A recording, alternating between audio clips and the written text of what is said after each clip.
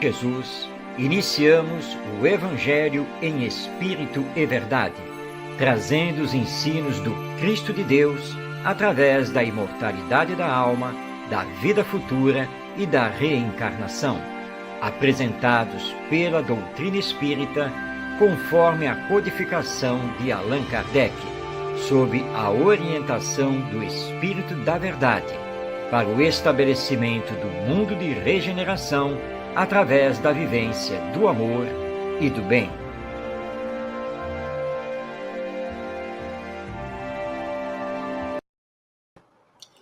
Olá, seja bem-vindo, seja bem-vinda. Iniciamos mais uma edição de O Evangelho em Espírito e Verdade, o programa que tem por finalidade estudar e compreender o Evangelho através dos princípios que formam o Espiritismo ou doutrina espírita. Portanto, um olhar sobre o Evangelho através da ótica da alma imortal, do Deus Pai Criador, da reencarnação e da lei de evolução, além do intercâmbio entre os desencarnados e os encarnados. Os princípios básicos do Espiritismo, mostrando para nós a verdadeira missão de Jesus e o verdadeiro valor do Evangelho que deve ser aplicado na nossa vida. Estamos ao vivo, transmitindo diretamente da cidade do Rio de Janeiro, e você pode participar tanto através do YouTube quanto através do Facebook. Basta enviar a sua mensagem e nós teremos um grande prazer em recebê-la. Você pode também fazer uma pergunta dentro dos temas do nosso programa, porque estamos todos aqui para aprender, acima de tudo, e elucidar na medida do possível, do nosso entendimento, sempre com o Espiritismo. Iniciamos o programa com o estudo de O Evangelho segundo o Espiritismo. Nós estamos, neste momento, nós estamos trabalhando o capítulo 13, itens 5 e 6, quando estamos aqui desenvolvendo o capítulo que a mão esquerda não saiba o que faz a direita, e hoje com o tema O Óbolo da Viúva, tema muito importante para todos nós. Vamos, então, fazer os comentários a partir do texto apresentado por Allan Kardec. Vamos, então, passar a palavra a ele. E Kardec inicia o tema transcrevendo o Evangelho de Marcos, no seu capítulo 12, versículos 41 a 44, lembrando que essa mesma passagem do óbolo da viúva se encontra igualmente no Evangelho de Lucas, no seu capítulo 21, versículos 1 a 4. É o seguinte: e estando Jesus assentado defronte de onde era o gasofilácio, observava ele de que modo deitava o povo ali o dinheiro. E muitos que eram ricos deitavam com mão larga. E tendo chegado uma pobre viúva, lançou 2 pequenas moedas, que importavam R$ 1. E convocando seus discípulos, lhes disse: na verdade vos digo, que mais deitou esta pobre viúva do que todos os outros que deitaram no gasofilácio. Porque todos os outros deitaram do que tinham na sua abundância. Porém, esta deitou da sua mesma indulgência tudo o que tinha e tudo o que lhe restava para seu sustento. Vamos compreender esta passagem descrita por Marcos e também por Lucas.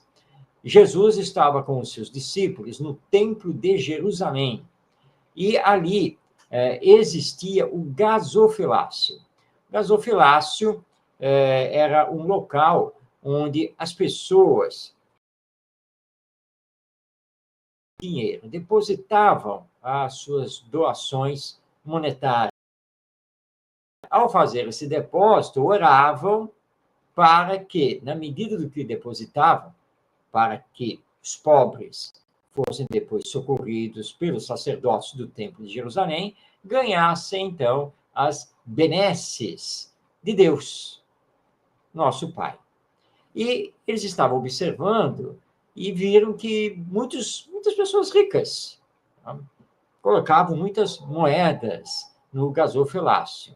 E aí chegou uma senhora, uma viúva, pobre, e que colocou uma moeda, nada mais do que isso. Uma moeda que não era de grande valor.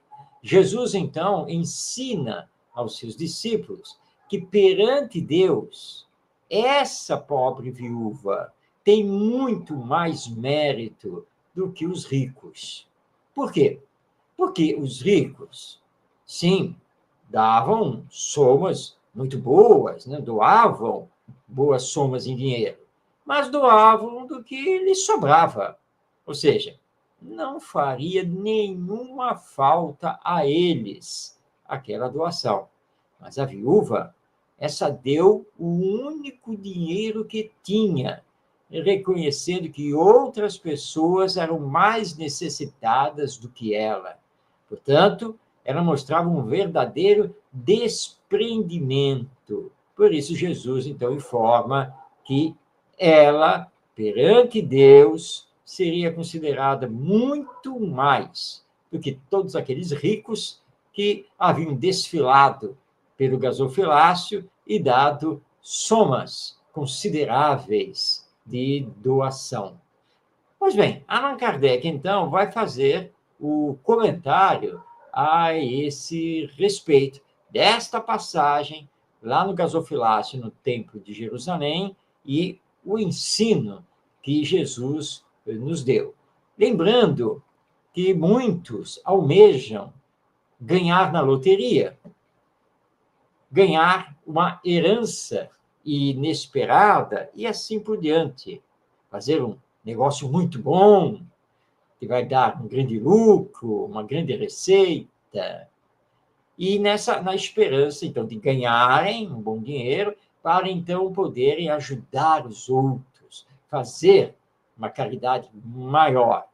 Mas Kardec nos lembra que nem todos são sinceros quanto a isso, né? Muitas vezes, se, porventura, ganharem o dinheiro, ficarem mais ricos, possivelmente vão pensar primeiro em si mesmos do que nos outros. Então, a partir dessa consideração, vai nos dizer aqui Allan Kardec.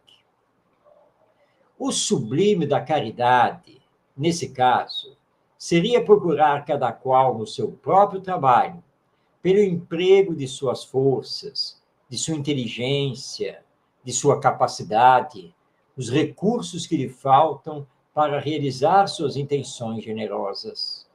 Nisso estaria o sacrifício mais agradável ao Senhor. Mas, infelizmente, a maioria sonha com meios fáceis de se enriquecer, de um golpe e sem sacrifícios, correndo atrás de quimeras, como a descoberta de tesouros, uma oportunidade favorável, o recebimento de heranças inesperadas e assim por diante. Que dizer dos que esperam encontrar para os secundar nessas buscas auxiliares entre os espíritos? É evidente que eles nem conhecem, nem compreendem o sagrado objetivo do Espiritismo, e menos ainda a missão dos espíritos, os quais Deus permite comunicar-se com os homens. Mas, justamente por isso, são punidos pelas decepções. Bem, está aqui nos lembrando a Allan Kardec que, ao invés de ficarmos sonhando em ganhar em alguma loteria, ficarmos sonhando em sermos herdeiros de alguma fortuna e assim por diante, que trabalhemos honestamente, com o bom emprego das nossas forças, da nossa inteligência, e aí utilizando os recursos que vamos ganhar graças a esse trabalho para auxiliar os mais necessitados. E dentro daquilo que pudermos, obviamente, fazer. Só que isso nem sempre acontece. Nós vivemos querendo ter mais dinheiro, uma melhor condição financeira e social para poder ajudar. E não percebemos que o tempo está passando e que poderíamos, com os recursos que temos, já estar ajudando muitas pessoas, muitas famílias. E aí, então, Allan Kardec vai nos fazer uma advertência muito importante, que é tentar utilizar os espíritos para obter as vantagens financeiras, esses recursos financeiros maiores. Acontece que quando entramos por esse campo, no uso da mediunidade, nós estamos sintonizando com espíritos inferiores. Espíritos que não estão nem aí conosco. Espíritos que poderão, com muita facilidade, nos enganar. E é o que acontece na maioria das vezes. E aí, quando percebemos, já perdemos o que tínhamos e não ganhamos nenhum recurso extra. Os bons espíritos jamais se imiscuem na nossa vida. Os bons espíritos não querem saber dessas nossas questões. E não vão nos auxiliar para ganhar na loteria, para encontrar um bom negócio que vai nos dar juros muito maiores do que o mercado normalmente pratica. Os bons espíritos querem a nossa moralização e espiritualização. Já os espíritos que estão no campo do mal, os espíritos pseudo-sábios, brincalhões, que são moralmente tão imperfeitos quanto nós, ou mais imperfeitos do que nós, esses pouco vão se importar de que vamos perder dinheiro, vamos passar por situações ridículas, tanto faz como tanto fez. E então, obviamente, haverá a decepção. Não levemos as nossas coisas mundanas do dia a dia para os espíritos. Eles têm mais o que fazer. E eles respeitam o nosso livre-arbítrio. E não acreditemos na palavra de qualquer espírito, ainda mais quando se tratam de assuntos fúteis, mundanos, como esse, de querer ganhar mais dinheiro para, em princípio, poder ajudar mais pessoas. Não que não existam pessoas, de fato, desprendidas e sinceras quanto a isso, mas convenhamos que, em sua maioria, nós ainda olhamos primeiro para nós, para depois olharmos para o próximo.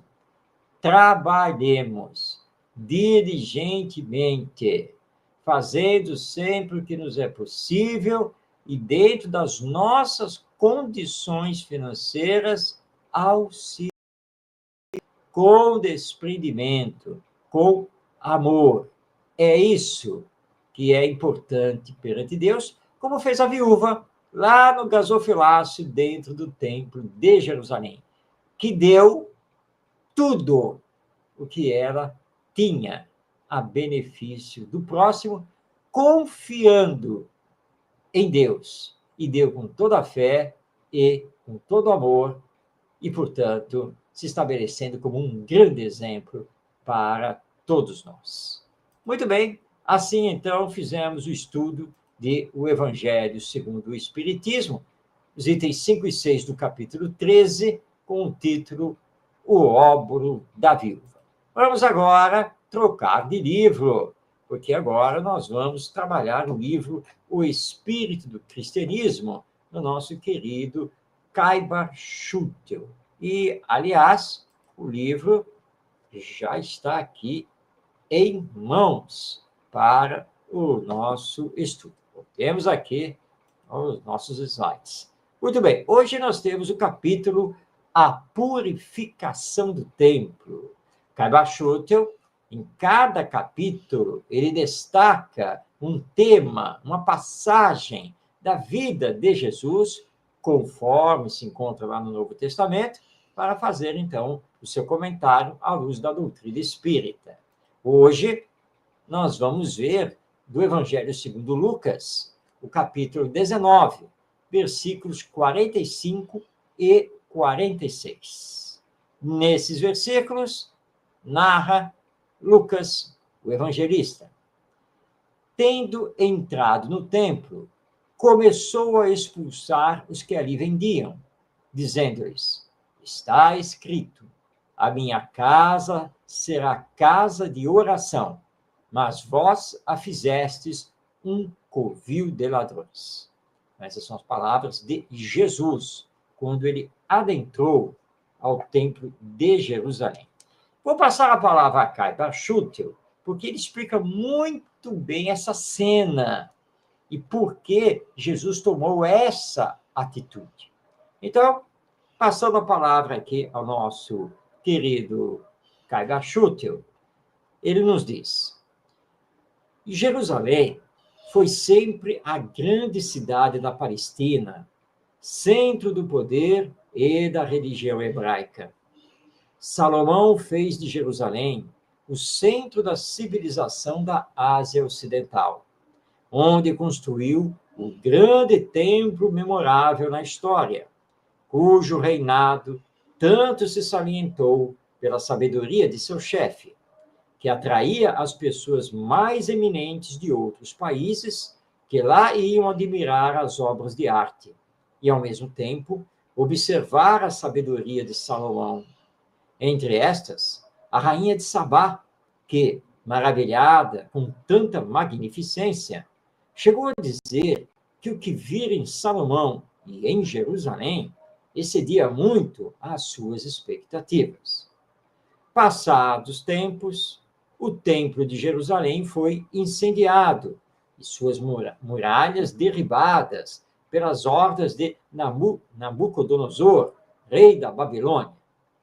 Herodes, o Grande, tratou de embelezar novamente Jerusalém e mandou edificar novo templo, num trabalho que levou 46 anos. A seu turno, foi em Jerusalém que Jesus deu começo à sua grande missão, justamente por ser esta cidade o centro do poder e da religião hebraica, bem como o da civilização da Ásia Ocidental.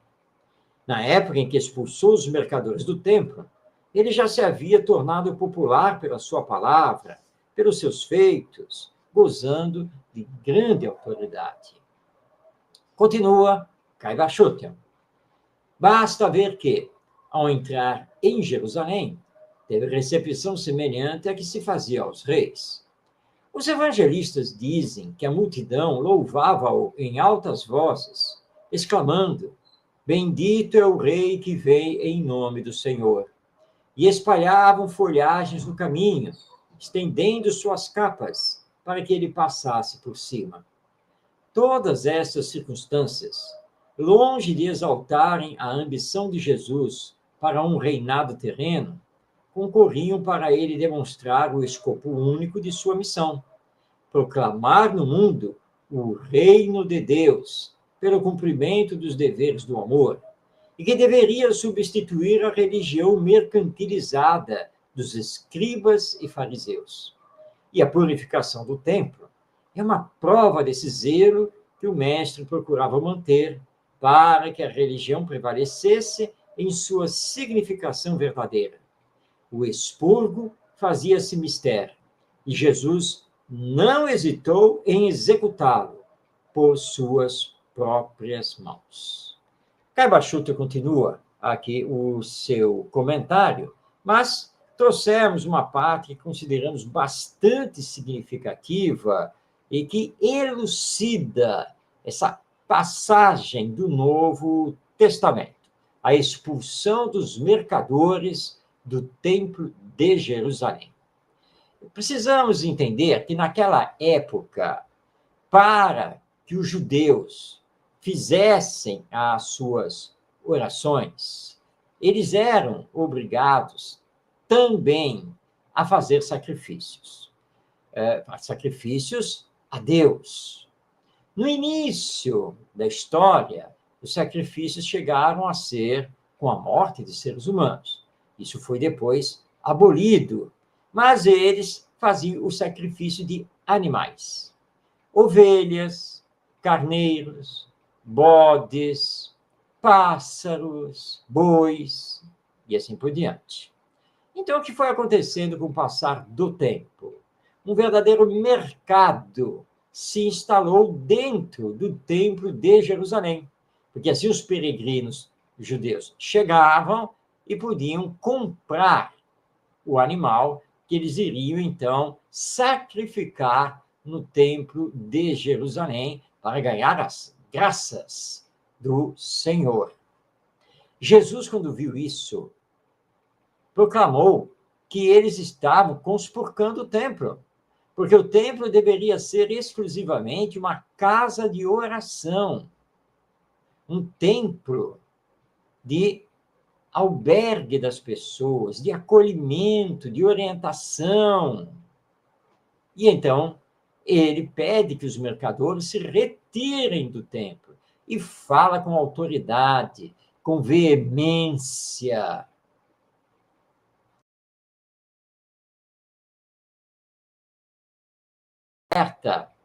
Para todos nós cristãos, para não mercantilizarmos os nossos templos. Especificamente, para nós espíritas, o centro espírita. Para fazer a manutenção do centro espírita, nós podemos ter, por exemplo, o corpo de associados, as pessoas que se associam e que vão pagar uma mensalidade. Nós podemos fazer funcionar um bazar beneficente. A livraria, na venda de livros e outros produtos ligados à doutrina. Podemos fazer a realização de chá, almoço, beneficentes, etc. Mas tudo isso bem planejado e, se é possível, fora das instalações do centro espírita, exceção da livraria, obviamente. Por quê? Para não transformar o centro espírita num centro comercial. Precisamos tomar muito cuidado com isso. O centro espírita pode ter uma pizzaria, uma padaria e assim por diante? Poder pode, mas em outro ambiente, que será uma empresa que fará a manutenção do centro espírita com a sua receita. Isso é possível, mas que esse negócio não seja feito nas dependências do próprio centro espírita. E a cantina? A cantina pode existir, porque a cantina vai funcionar exclusivamente durante os períodos de atividades públicas do centro espírita. E será uma fonte de receita para a manutenção da instituição.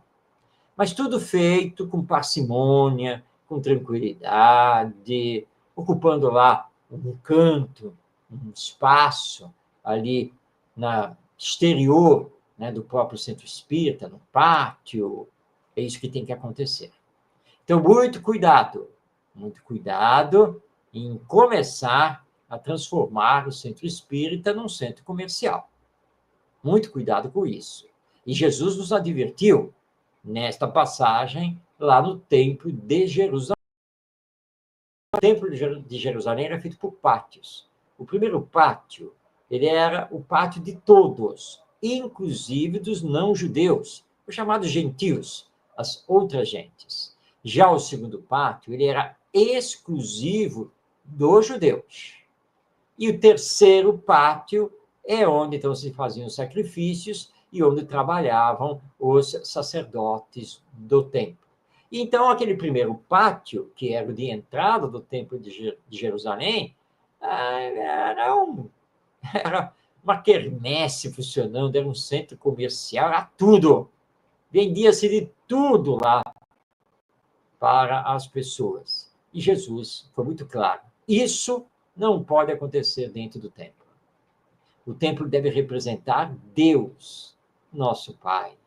Deve ser, então, casa de oração, casa onde nós vamos aprender a religiosidade, o sentimento de fé, onde vamos praticar a caridade, e é o que deve caracterizar o centro espírita, assim como todas as igrejas cristãs, sejam elas católicas, ortodoxas, protestantes, não importa. Muito cuidado, então, com o que fazemos em nome da manutenção do centro espírita. Os fins não justificam todos os meios. Tomemos cuidado com isso, porque a nossa doutrina é muito clara sobre o que devemos e o que não devemos fazer. E Jesus, então, foi mais claro ainda ao expulsar os mercadores do Templo de Jerusalém. Então, assim, nós fizemos o estudo de mais um capítulo da obra O Espírito do Cristianismo, de Kai Bachutel, hoje estudando a passagem que está no Evangelho segundo Lucas, no seu capítulo 19, versículos 45 a 46. Semana que vem, vamos dar continuidade, teremos mais uma passagem do Novo Testamento para o nosso estudo. Bem, agora está na hora de abrirmos a terceira parte do programa. É aquela onde nós trazemos dois convidados muito especiais, Emmanuel e Chico Xavier, porque essa terceira parte do programa é dedicada a estudar as cartas de Paulo de Tarso. E hoje nós vamos encerrar o estudo da carta que Paulo escreveu aos Romanos. É o último tema. E Emmanuel, através do médium Chico Xavier, muito escreveu a respeito dos ensinos de Paulo nas suas cartas.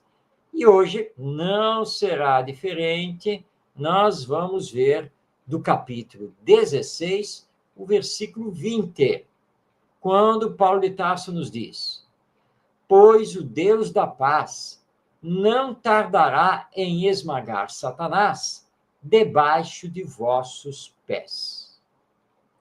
Aparentemente, é uma fala de Paulo de Tarso de difícil compreensão. O que ele quis dizer? Deus da paz.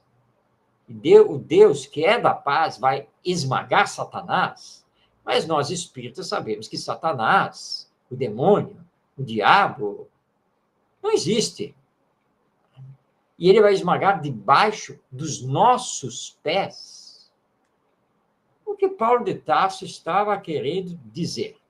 Bem, para compreendermos, vamos passar a palavra a Emmanuel, porque ele faz todo um comentário que está no capítulo 27 do livro Pão Nosso, que é publicado pela Federação Espírita Brasileira. Então, vamos ver se conseguimos, com Emmanuel, entender esse dito de Paulo de Tarso. Emmanuel deu por título ao seu comentário Esmagamento do Mal. Vamos, então, à leitura. Em toda parte do planeta, se poderá reconhecer a luta sem tréguas entre o bem e o mal. Manifesta-se o grande conflito sob as mais diversas formas e, no turbilhão de seus movimentos, muitas almas sensíveis, de modo invariável, conservam-se na atitude de invocação aos gênios tutelares, para que estes venham à arena combater os inimigos que as atordoam, prostrando-os de vez. Solicitar auxílio ou recorrer à lei de cooperação representam atos louváveis do espírito que identifica a própria fraqueza. Contudo, insistir para que outrem nos substitua no esforço que somente a nós outros cabe despender, demonstra falsa posição, suscetível de acentuar-nos as necessidades. Satanás, representando o poder do mal na vida humana, será esmagado por Deus. Todavia, Paulo de Tarso define com bastante clareza o local da vitória divina. O triunfo supremo verificar-se-á sob os pés do homem. Quando a criatura, pela própria dedicação ao trabalho iluminativo, se entregar ao Pai sem reservas, efetuando-lhe a vontade sacrossanta, com o esquecimento do velho egoísmo animal, aprendendo a grandeza de sua posição de espírito eterno, atingirá a vitória sublime. O Senhor todo-paternal já se entregou aos filhos terrestres, mas raros filhos se entregaram a ele. Indispensável, pois, não esquecer que o mal não será eliminado a esmo, e sim debaixo dos pés de cada um de nós. Esse é o texto, então, de Emmanuel, que clareou e muito bem o que Paulo de Tarso escreveu aos companheiros e companheiras da comunidade cristã da cidade de Roma, na sua famosa Carta aos Romanos. O mal ainda está presente aqui na Terra, inclusive o mal hediondo, muitas vezes predominando aqui e ali. É lícito rogarmos a Deus, rogarmos aos bons espíritos que combatam o mal, que nos auxiliem no combate a esse mal. Mas Emmanuel nos chama a atenção que solicitar o auxílio é uma coisa.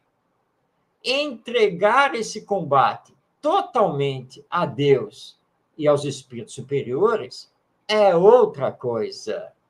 Porque precisamos fazer a nossa parte. Por isso, Paulo disse que o mal será esmagado sob os nossos pés. Ou seja, na medida em que atuarmos no mundo para implantarmos o bem, para implantarmos a paz, a fraternidade, a solidariedade, na medida em que trabalharmos conosco mesmo, na nossa moralização e espiritualização. O mal, nos lembra que Emmanuel, configurado em Satanás, mas é só uma linguagem figurada, o mal, ele não será derrotado, ele não sairá da terra a esmo, abordoadas por operações de segurança pública, e muito menos se ficarmos apenas orando. Naturalmente que a oração é importante. Nós espíritas sabemos muito bem disso. Temos amplos estudos a esse respeito da prece, da oração e de todos os seus benefícios. Os benefícios da realização do Evangelho no lar. Mas o Evangelho no lar e a oração precisam ser acompanhados das nossas ações. A não ser assim, dificilmente o mal será derrotado. Dificilmente ele perderá terreno. Precisamos agir no bem. Estamos no mundo para fazermos o bem, nesse enfrentamento do mal com o Evangelho. Os bons espíritos, os espíritos superiores, não podem nos substituir nesse combate ao mal. Claro que Deus está agindo incessantemente pelo bem e pelo amor. Claro que os espíritos superiores estão também agindo incessantemente, tempo todo, para a implantação do bem na Terra. mas dependem também da nossa ação. Depende das nossas escolhas, depende do uso que estamos fazendo do livre-arbítrio. Não basta conhecer, é preciso fazer. Não basta orar, é preciso realizar. É isso que Emmanuel vem nos colocar, explicando esta fala de Paulo de Tarso, quando, então, ele escreveu aos Romanos, lá no versículo 20 do capítulo 16: pois o Deus da paz não tardará em esmagar Satanás debaixo de vossos pés. Nós podemos substituir aqui essa palavra Satanás, podemos fazer a seguinte leitura: pois o Deus da paz não tardará em esmagar o mal debaixo de vossos pés. Nós somos filhos de Deus e, portanto, precisamos fazer a nossa parte.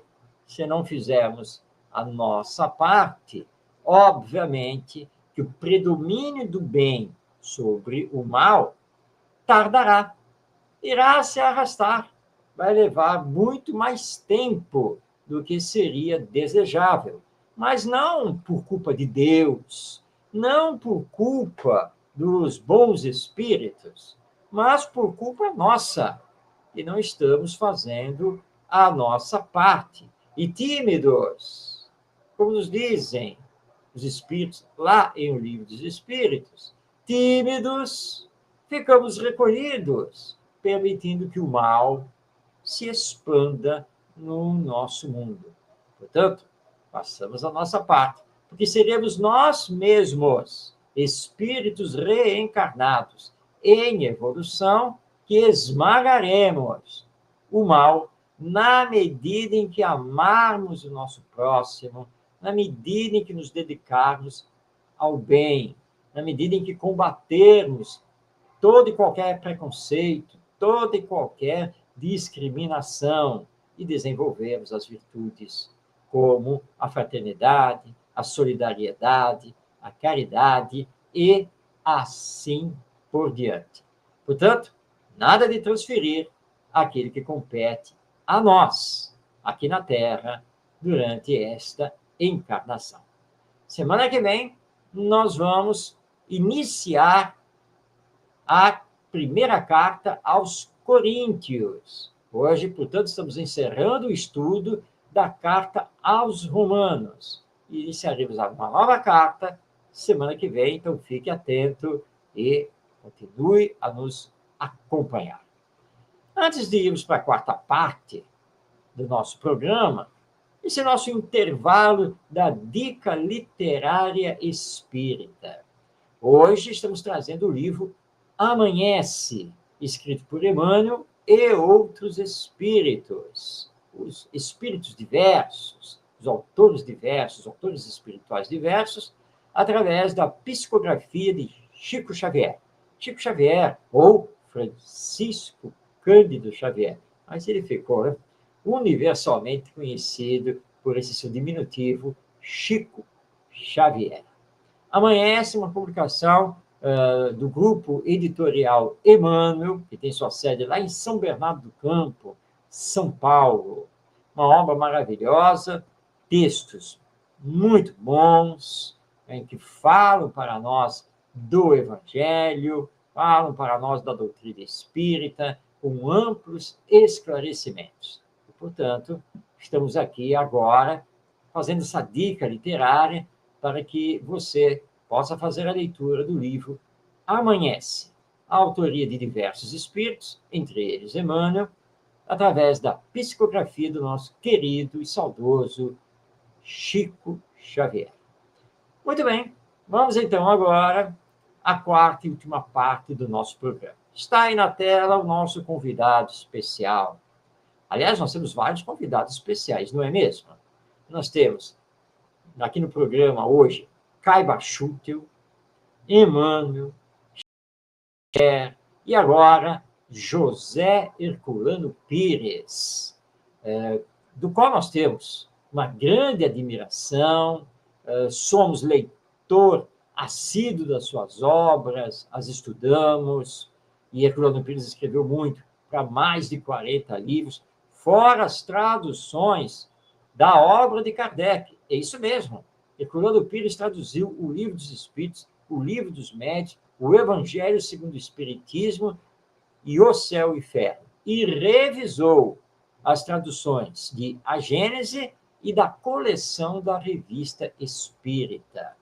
Herculano Pires trabalhou muito, foi jornalista, radialista, escritor, filósofo, professor universitário, palestrante, e de 1970 a 1974, ele esteve à frente do programa No Limiar do Amanhã, que ia ao ar aos sábados pela Rádio Mulher de São Paulo, capital. Os áudios desse programa, quase todos, não todos, infelizmente, mas muitos dos áudios do programa, que eram gravados em fita magnética, e eles foram recuperados, foram digitalizados e hoje estão disponíveis na internet através da Fundação J. Herculano Pires. Então, basta você colocar aí, depois na busca no Google, né? Fundação Herculano Pires, pode colocar assim, que já vai aparecer o site com o seu endereço. Nós baixamos os áudios do programa, fizemos uma edição para trazer aqui no nosso programa apenas o final, quando Herculano Pires comentava uma passagem do Novo Testamento, do Evangelho do nosso Senhor Jesus Cristo. Esses comentários foram transcritos e deram origem ao lançamento do livro O Evangelho de Jesus em Espírito e Verdade. Você está vendo aí na tela, publicação da editora Paideia. Mas nós vamos agora ouvir o áudio original, na voz de José Herculano Pires, trazendo, então, comentário à luz da doutrina espírita de mais uma passagem do Novo Testamento. Vamos, então, passar a palavra a ele. Vamos prestar atenção, porque tenho certeza que nós vamos ter mais uma lição maravilhosa na palavra desse que Chico Xavier considerava o metro que melhor mediu Kardec. Com a palavra, José Herculano Pires.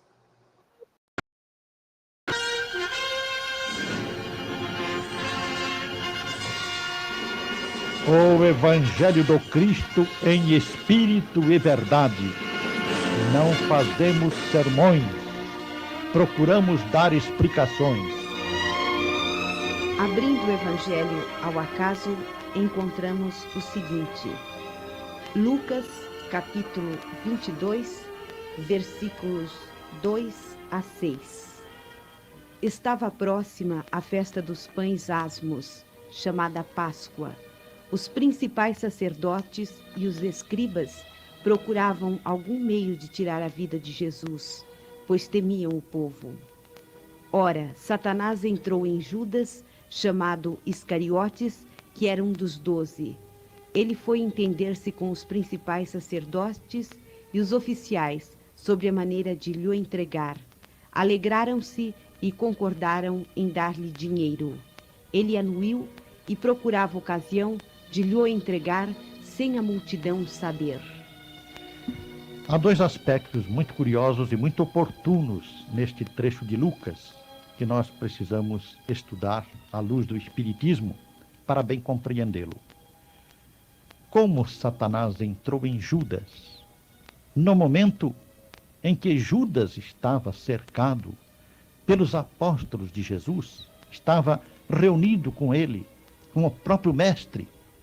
Se Satanás teve o poder de entrar em Judas, assim na presença do próprio Mestre, isto nos mostraria que Satanás tem um poder tão grande que nem o próprio Deus e nem o seu Filho, encarnado aqui na terra, puderam impedir que ele se apossasse de um próprio discípulo de Jesus para levá-lo ao inferno.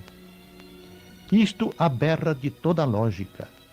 É evidente que nós não podemos compreender este trecho se não compreendermos que Jesus, quando se referia a Satanás, ao diabo, ele estava fazendo uma concessão, por assim dizer, às ideias do tempo, para poder, através de uma linguagem mais o povo transmitir-lhes os seus ensinamentos.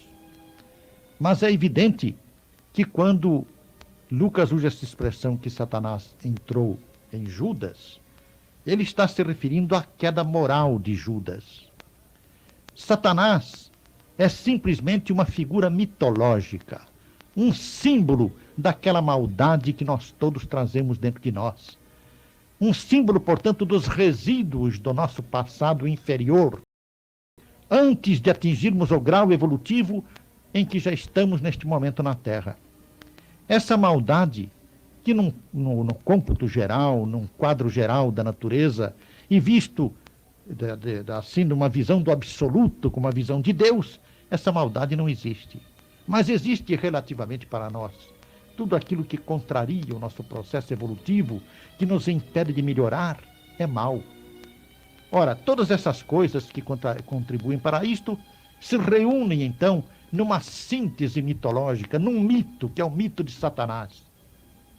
O que aconteceu com Judas, nós vimos aí no próprio texto, ele vai procurar conversar com as autoridades a quem estava disposto a entregar Jesus. E recebe dinheiro e pede dinheiro para isto. Por quê?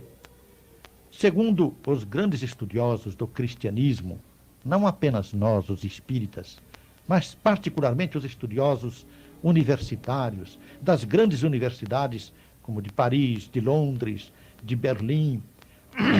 Segundo estes grandes estudiosos, o problema de Judas foi um problema moral, pessoal dele. Ele ansiava porque Jesus se tornasse do dia para a noite o Messias de Israel. E o Messias, para Judas, como para a maioria dos judeus, era um homem poderoso que vinha expulsar os romanos da Palestina e vinha implantar ali um reino seu próprio, o reino do Messias, que seria aquilo que Jesus chamava o reino de Deus.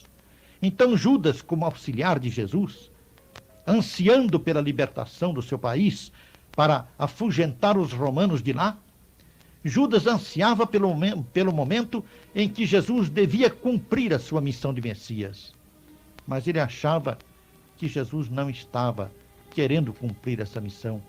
Jesus derivava para pregações puramente morais, ao invés de entrar no problema político, que para Judas era o problema central. E havia nisto uma grande ambição de Judas, porque ele queria ser, por assim dizer, o ministro do Messias. E o Messias ia mandar no mundo inteiro, ia subjugar não apenas a Judéia, mas o mundo todo. Então Judas queria entregar Jesus aos judeus, não para que ele fosse crucificado, mas para que ele não se entregasse. Ele pensava assim, ele raciocinava desta maneira: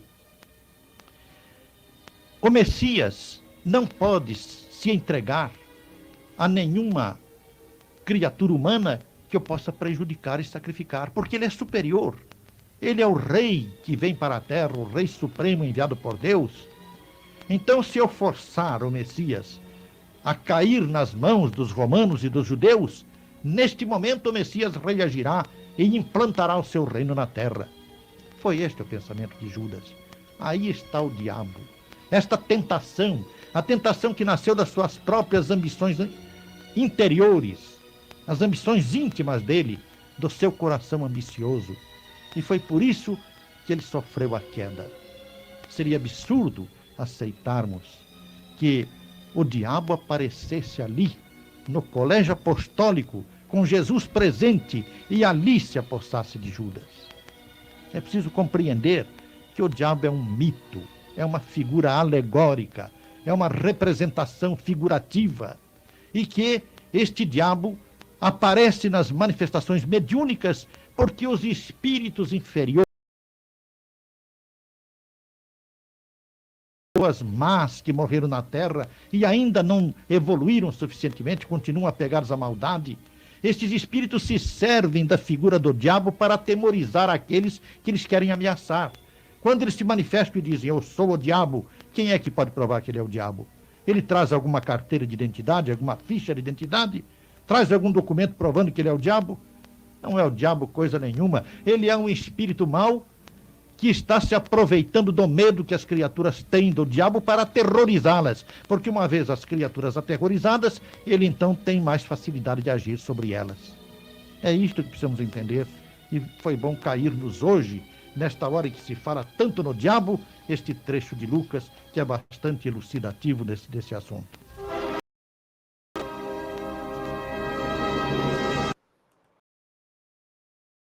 Aí tivemos a palavra veemente, elucidativa de José Herculano Pires, nos explicando a figura de Judas, essa questão de Satanás, do diabo, sempre à luz da doutrina espírita, e mostrando que estamos diante apenas de uma questão de ordem moral desse discípulo de Jesus, que foi Judas Iscariotes, que, na verdade, não traiu o mestre, mas apenas fez um entendimento equivocado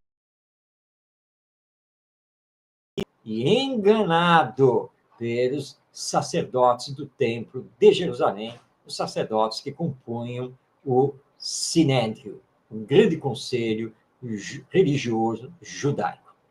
Pois bem, com isso, chegamos ao final do nosso programa, o Evangelho em Espírito e Verdade, deixando o convite para que você esteja conosco toda quinta-feira, às 5 da tarde, na web rádio Cristo Consolador. Se não é possível, você pode assistir o nosso programa depois no YouTube. Basta acessar o canal da web rádio Cristo Consolador ou o canal Orientação Espírita. Os vídeos do programa estão lá disponíveis para que você possa assisti-los quando quiser. Meu muito obrigado pela sua companhia. Que Jesus, nosso Mestre, nos abençoe, que possamos ter uma semana de boas realizações e de paz na nossa vida. E até semana que vem, em mais uma edição de O Evangelho em Espírito e Verdade.